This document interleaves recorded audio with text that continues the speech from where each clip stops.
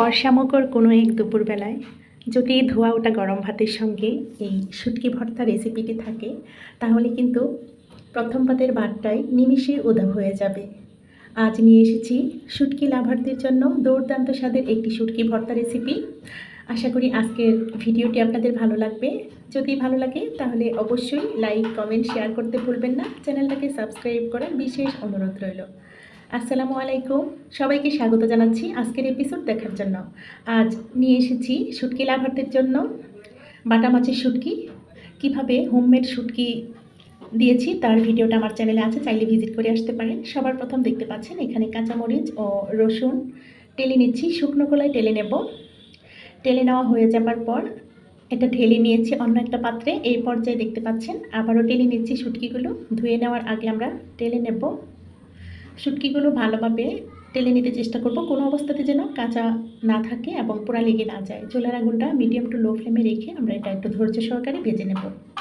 ভেজে নেওয়ার পর আমরা এটা গরম পানি দিয়ে ধুয়ে নেব। আমি আর গরম পানি ব্যবহার করছি না, কারণ যেই পাত্রে টেলে নিয়েছিলাম সরাসরি সেই পাত্রে পানি দিয়ে দিয়েছি। পানিটা কিন্তু কুসুম গরম হয়ে গেছে, তো ভালোভাবে পানি পাল্টিয়ে ধুয়ে নিচ্ছি। অবশ্যই আমরা চেষ্টা করব একটু ভালোভাবে শুটকিগুলো ক্লিন করে নিতে। যদিও বা এই শুটকিগুলো হোমমেড ছিল, এরপরেও কিন্তু খুব ভালোভাবে ক্লিন করে নিচ্ছি, দেখতে পাচ্ছেন। পানি পাল্টিয়ে ধুয়ে তারপর একটা স্ট্রেনারে ছড়িয়ে দেব, পানিটা যেন সম্পূর্ণভাবে ঝরে যায়। এরপর পেঁয়াজ ও রসুনগুলো যে টেলে নিয়েছিলাম সেইগুলো ধোয়া ছিল, আবারও ধুয়ে নিচ্ছি নর্মাল পানি দিয়ে ভালোভাবে ধুয়ে। এটাও কিন্তু আমরা পানিটা ঝরিয়ে নেব, সম্পূর্ণভাবে যেন পানিটা ঝরে যায় সেভাবে একটা স্ট্রেনারে ছড়িয়ে দেব। এই পর্যায়ে শিলপাটায় ভেজে নেওয়া শুটকিগুলো থেতো করে নেব। যেহেতু বাটা মাছের শুটকি একটু বড় আকারে, সেজন্য আমি একটু থেতো করে নিচ্ছি। খুব মুচমুচে করে কিন্তু ভেজে নিয়েছিলাম।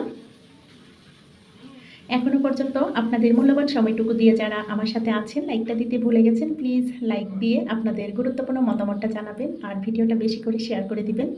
যারা কিনা এখনও চ্যানেলটাকে সাবস্ক্রাইব করেননি তাদের কাছে বিশেষ অনুরোধ যেন চ্যানেলটাকে সাবস্ক্রাইব করে আমার পাশে থেকে যান। যারা এই কাজগুলো করে নিয়েছেন তাদেরকে জানাই আমার অন্তরের অন্তঃস্থল থেকে অনেক দোয়া ও ভালোবাসা। এই পর্যায়ে কিন্তু আমি এই শুটকিগুলো একটু শিলপাটায় বেটে নিয়েছি, আধো ভাঙা করে বেটে নিয়ে তারপর এখানে কাঁচামরিচ ও রসুনগুলো বেটে নিচ্ছি। পেঁয়াজগুলো আমরা পরে ব্যবহার করছি। এখন স্বাদ মতো লবণ দিয়ে দিয়েছি। লবণটা দিয়ে আবারও সমস্ত শুটকি, রসুন, মরিচগুলো ভালোভাবে বেটে নিচ্ছি, একটু আধো ভাঙা করে বেটে নিচ্ছি। শুটকি ভর্তায় কিন্তু একটু আধো ভাঙা করে বেটে নিলে বেশ ভালো লাগে, মুখে পড়ে এগুলো কামড়ে পড়লে বেশ ভালো লাগে, তাই চেষ্টা করব একদম মিহি করে না বাটতে। এখন দেখতে পাচ্ছেন বড় আকারের দুটো পেঁয়াজ দিয়ে দিয়েছি। এখানে আমরা আসলে পেঁয়াজটা চাইলে টেলে নিতে পারি বা এটা শিলপাটায় বেটে নিতে পারি, তবে আমার কাছে কিন্তু এভাবে ভালোভাবে মিহি করে কুচি করে নিয়ে তারপর এটা সমস্ত ভর্তার সঙ্গে হাতের সাহায্যে মেখে নিয়েছি।